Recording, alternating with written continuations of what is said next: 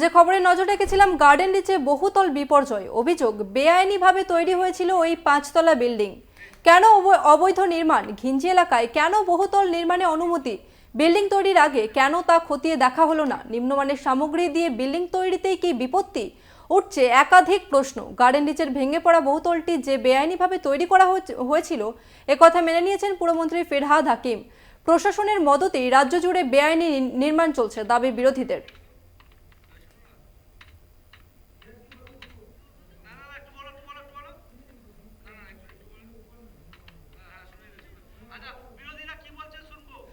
বিরোধীরা কি বলছেন শুনবো।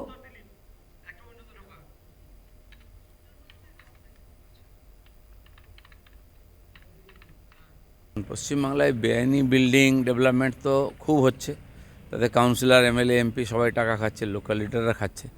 এখানে নির্মাণ ব্রিজ ভেঙে পড়ে, ফ্লাইওভার ভেঙে পড়ে, এখন বিল্ডিং ভেঙে পড়ছে। বিল্ডিং যদি রং করে হাতে দিয়ে দিত, তারপর মানুষ ওতে থাকতো, তারপর যদি ভাঙতো, তাহলে কি অবস্থা হতো। এই যে দুর্নীতি হচ্ছে, যেখানে অর্ধেক টাকা দিয়ে দিতে হচ্ছে লোকাল লিডারদেরকে, কাউন্সিলরদেরকে, ফলে কোনো মতে ইট বালি দিয়ে দাঁড় করে দিচ্ছে বাড়ি। যে কিনছে তার পুরো জীবনটাও কাটাতে পারবে না, মাঝখানে ভেঙে পড়বে। তো এই যে পরিস্থিতি তৈরি হয়েছে, এর ব্যাপক দুর্নীতি তার কারণ।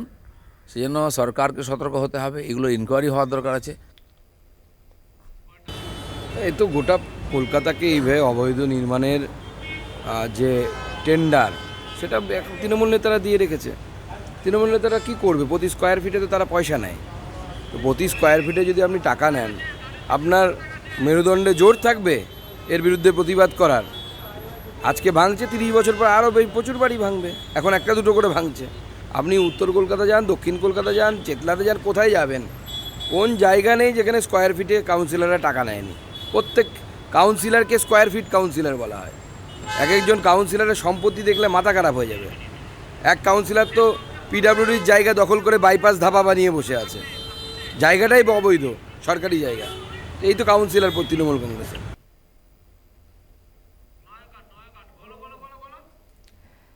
আপনারা দেখতে পাচ্ছেন সেই ছবি, গার্ডেন রিচে ঘিঞ্জি এলাকায়, যেখানে একটি বহুতল নির্মীয়মান ভেঙে পড়েছে এবং ইতিমধ্যে যেমনটা জানা যাচ্ছে, এই ঘটনায় 15 জনকে উদ্ধার করা গেছে। এখনও আটকে রয়েছেন 7 জন এবং মৃত 2 জন, এবং উদ্ধার কাজ এখনও জারি রয়েছে। জোর কদমে চলছে উদ্ধার কাজ এবং বহুতল ভেঙেই বিপর্যয়। এবং সেখানে উপস্থিত ছিলেন রাজ্যের দমকল মন্ত্রী এবং মেয়র ফিরহাদ হাকিম, এবং এখনো পর্যন্ত উদ্ধার কাজ জারি রয়েছে। সেখানে মোতায়েন রয়েছে পুলিশ বাহিনী, মোতায়েন রয়েছে দমকল বাহিনী, বিপর্যয় মোকাবিলা বাহিনী, তারাও রয়েছে।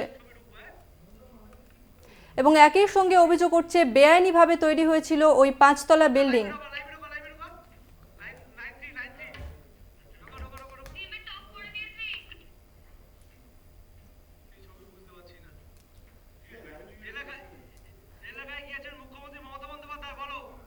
এলাকায় গিয়েছেন মুখ্যমন্ত্রী মমতা বন্দ্যোপাধ্যায়, সরাসরি নজর রাখবো সেদিকে।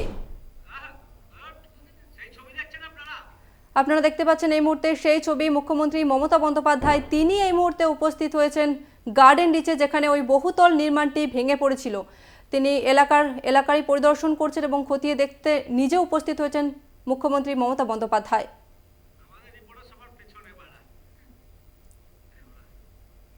যেমনটা জানাচ্ছিলাম আপনাদের, গতকাল মধ্যরাতে গার্ডেন রিচে ভেঙে পড়ে একটি 5 তলা বিল্ডিং এবং আশেপাশে ঝুপড়ি থাকায় সেই ঝুপড়ির ওপরেই বহুতল নির্মাণটি ভেঙে পড়ে। এবং যেমনটা জানা যাচ্ছে, এই ঘটনায় আহত হয়েছেন বহু মানুষ। তবে এখনো পর্যন্ত 15 জনকে উদ্ধার করা গিয়েছে যেমনটা জানা যাচ্ছে। তবে উদ্ধার কাজ এখনও জারি রয়েছে এবং মুখ্যমন্ত্রী মমতা বন্দ্যোপাধ্যায় তিনি ঘটনাস্থলে উপস্থিত রয়েছেন। আপনারা দেখতে পাচ্ছেন এই মুহূর্তের সেই ছবি। গার্ডেন রিচে মুখ্যমন্ত্রী মমতা বন্দ্যোপাধ্যায় তিনি উপস্থিত রয়েছেন। গতকাল রাতে গার্ডেন রিচে একটি বহুতল নির্মীয়মান বিল্ডিং ভেঙে পড়ে, যে ঘটনায় মৃতের সংখ্যা 2, আহত বহু। এবং এখনও গতকাল মধ্যরাত থেকে এখনও জারি রয়েছে উদ্ধার কাজ। এবং মুখ্যমন্ত্রী মমতা বন্দ্যোপাধ্যায় তিনি আজ উপস্থিত হয়েছেন। এই মুহূর্তে আপনারা দেখতে পাচ্ছেন সেই ছবি কলকাতা টিভির পর্দায়। মুখ্যমন্ত্রী মমতা বন্দ্যোপাধ্যায় তিনি গার্ডেন রিচে উপস্থিত হয়েছেন।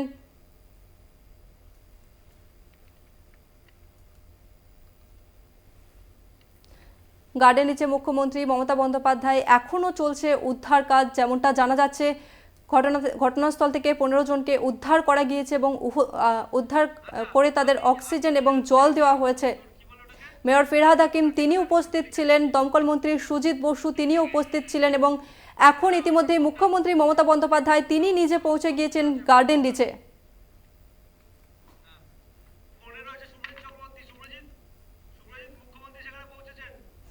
আমাদের ফোনে রয়েছে শুভ্রজিৎ চক্রবর্তী, আমাদের প্রতিনিধি।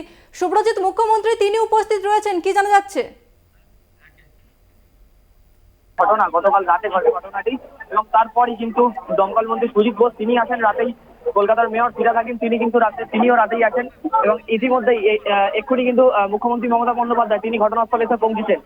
একেবারে গার্ডেন নিচের যে জায়গায় ঘটনা ঘটে মুখ্যমন্ত্রী সেই জায়গায় কিন্তু প্রবেশ করলেন এবং তারপরে কিন্তু পুলিশের তরফে কিন্তু ব্যারিকেড করে দেওয়া হয়, সাংবাদিকদের আর ভেতরে যেতে দেওয়া হচ্ছে না। ইতিমধ্যে কিন্তু মুখ্যমন্ত্রী মমতা বন্দ্যোপাধ্যায় আবার জানিয়ে রাখবো তোমাকে, মুখ্যমন্ত্রী মমতা বন্দ্যোপাধ্যায় তিনি কিন্তু ঘটনাস্থল পরিদর্শনে আসেন এবং ইতিমধ্যে তিনি কিন্তু যে জায়গায় যে বহুতল নির্মাণ বিল্ডিংটি ভেঙে পড়েছে সেই জায়গায় কিন্তু গেলেন।